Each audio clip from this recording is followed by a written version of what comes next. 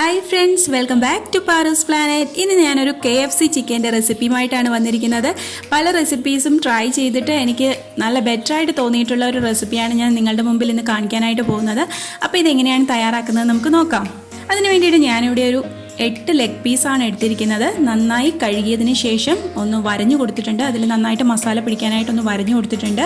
ഇനിയിപ്പോൾ നമുക്കൊരു ബൗൾ എടുത്തിട്ട് അതിലേക്ക് 1 ടീസ്പൂൺ കുരുമുളക് പൊടി, 1 ടീസ്പൂൺ ഉപ്പ്, 1 ടേബിൾ സ്പൂൺ നാരങ്ങാനീര്, ഇത്രയും ചേർത്തിട്ടാണ് നമ്മൾ ഫസ്റ്റ് മാരിനേഷൻ ചെയ്യാനായിട്ട് പോകുന്നത്. അത് നന്നായിട്ടൊന്ന് മിക്സ് ചെയ്തതിന് ശേഷം അതിലേക്ക് നമുക്ക് ഈ എടുത്തു വച്ചിരിക്കുന്ന ലെഗ് പീസസ് എല്ലാം കൂടി ഇട്ട് നന്നായിട്ട് പുരട്ടി കൊടുക്കണം. ചിക്കൻ്റെ ആ കട്ട് ചെയ്തിരിക്കുന്ന ഭാഗത്തെല്ലാം മസാല കയറുന്ന രീതിയിൽ നന്നായിട്ടൊന്ന് പുരട്ടി കൊടുക്കണം. അപ്പോൾ ഇതിലേക്ക് നന്നായിട്ട് എരിയും ഉപ്പും ഒക്കെ ഒന്ന് പിടിക്കാൻ വേണ്ടിയിട്ടാണ് നമ്മൾ ഈ ഒരു ഫസ്റ്റ് മാരിനേഷൻ ചെയ്യുന്നത്. അതിന് ശേഷം നമുക്കിതൊരു അരമണിക്കൂറത്തേക്ക് ജസ്റ്റ് ഒന്ന് റെസ്റ്റ് ചെയ്യാനായിട്ട് മാറ്റി വയ്ക്കാം.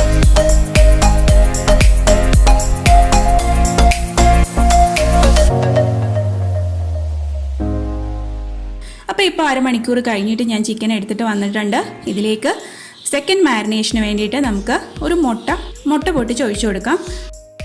അതിലേക്ക് 1 കപ്പ് തൈര് അല്ലെങ്കിൽ 4 ടേബിൾ സ്പൂൺ തൈരാണ് ചേർത്ത് കൊടുത്തിരിക്കുന്നത്. അതിലേക്ക് 1 table spoon ginger garlic paste ചേർത്തിട്ടുണ്ട്. പിന്നീട് 2 ടീസ്പൂൺ സാദാ മുളക് പൊടി, നല്ല എരിവുള്ള മുളക് പൊടി ചേർത്ത് കൊടുത്തിട്ടുണ്ട്. പിന്നീട് 1 ടീസ്പൂൺ ഗരം മസാല, പിന്നീട് മിക്സഡ് ഹെർബ്സ് ഉണ്ടെങ്കിൽ അതൊരു 1/2 ടീസ്പൂൺ ചേർത്ത് കൊടുക്കുക. എന്നിട്ട് ഇതെല്ലാം കൂടി നന്നായിട്ട് നമുക്ക് ചിക്കനിലൊന്ന് തേച്ച് പിടിപ്പിക്കണം.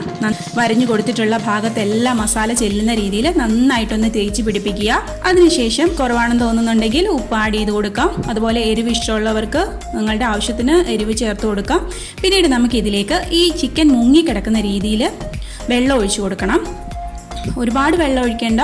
ഞാനിപ്പോൾ ഒരു അരക്കപ്പൂടെ ഒഴിച്ചപ്പോഴത്തേക്ക് കംപ്ലീറ്റ് ആയിട്ട് മുങ്ങിക്കിടക്കുന്ന രീതിയിൽ നമ്മൾ വെള്ളം ഒഴിച്ച് കൊടുത്തിട്ടുണ്ട്. എന്നിട്ട് ഒന്നും കൂടി ഒന്ന് മിക്സ് ചെയ്ത് നമുക്കിത് അടച്ച് ഫ്രിഡ്ജിൽ വെക്കാം. നമ്മുടെ ചിക്കൻ്റെ ഉൾഭാഗം നല്ല ജ്യൂസി ആയിട്ട് കിട്ടാൻ വേണ്ടിയിട്ടാണ് നമ്മളിങ്ങനെ വെള്ളം ഒഴിച്ച് ഈ ഒരു രീതിയിൽ മാരിനേഷൻ ചെയ്ത് വെക്കുന്നത്. മിനിമം ഒരു 4 മണിക്കൂർ വെക്കുക. ഇത് ഫ്രിഡ്ജിൽ വെക്കുന്നതാണ് നല്ലത്.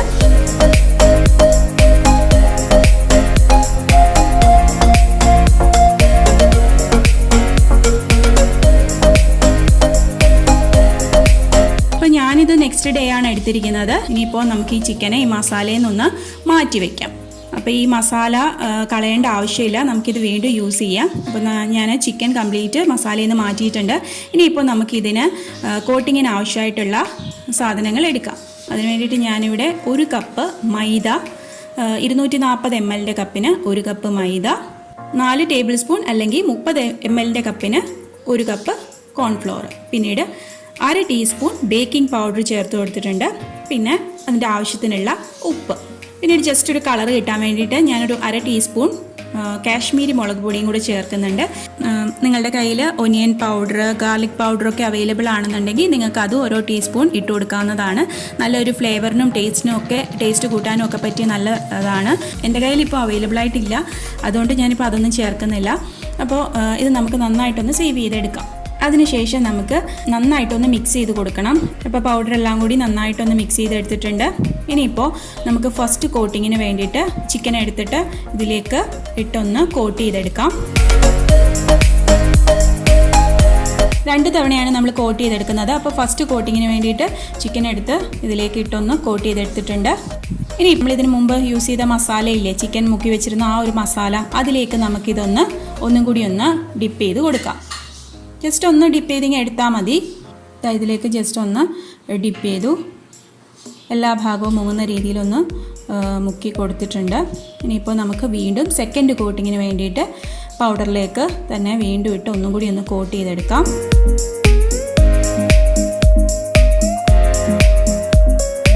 ഇത് നമുക്ക് മാറ്റി വയ്ക്കാം.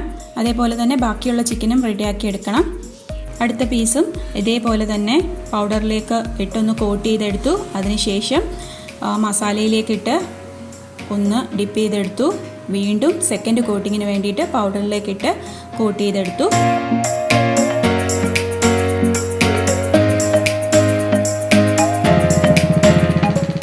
ഇനിയിപ്പോൾ നമുക്കിത് എണ്ണയിലേക്കിട്ട് ഫ്രൈ ചെയ്തെടുക്കാം. അതിന് വേണ്ടിയിട്ട് ഒരു കടായി വെച്ചിട്ടുണ്ട്. അതിലേക്ക് ആവശ്യത്തിനുള്ള എണ്ണ ഒഴിച്ചു കൊടുക്കുക. എണ്ണ നന്നായിട്ട് ചൂടായി കഴിയുന്നതുകൊണ്ട് അതിലേക്ക് നമുക്കിത് മുങ്ങിക്കിടക്കുന്ന രീതിയിൽ വേണം ചിക്കൻ പീസസ് ഇട്ട് കൊടുക്കാനായിട്ട്. അപ്പോൾ എന്നിട്ടൊരു മീഡിയം ഫ്ലെയിമിലാക്കി വെക്കുക. അകത്തൊക്കെ നന്നായിട്ട് മസാല പിടിച്ചിട്ടും ഒക്കെ ഇരിക്കുന്നതുകൊണ്ട് തന്നെ പെട്ടെന്ന് നമുക്ക് ഇത് വെന്ത് കിട്ടും.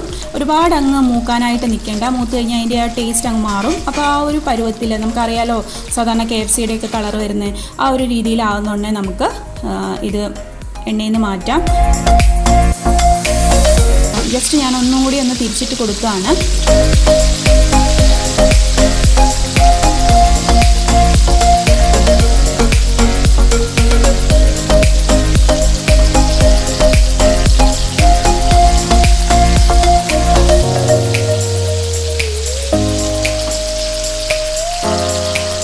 നമ്മുടെ ചിക്കൻ ഇവിടെ റെഡി ആയിട്ട് വന്നിട്ടുണ്ട്. ഇനിയിപ്പോൾ നമുക്കിത് എണ്ണയിൽ നിന്ന് മാറ്റാം. അതിലെ എണ്ണമയം ഒക്കെ ഒന്ന് മാറ്റിയതിന് ശേഷം നമുക്കിത് സെർവിങ് ഡിഷിലേക്ക് മാറ്റാം. അപ്പോൾ ഇത്രയേ ഉള്ളൂ. വളരെ സിമ്പിളായിട്ട് നമുക്ക് വീട്ടിൽ തന്നെ തയ്യാറാക്കാവുന്നതാണ്. അപ്പോൾ എല്ലാവരും ട്രൈ ചെയ്ത് നോക്കുമെന്ന് വിചാരിക്കുന്നു. എന്തായാലും ട്രൈ ചെയ്ത് നോക്കിയിട്ട് ഫീഡ്ബാക്ക് അറിയിക്കുക. അപ്പോൾ നമുക്ക് നെക്സ്റ്റ് വീഡിയോയിൽ വീണ്ടും കാണാം. Till then take care. By.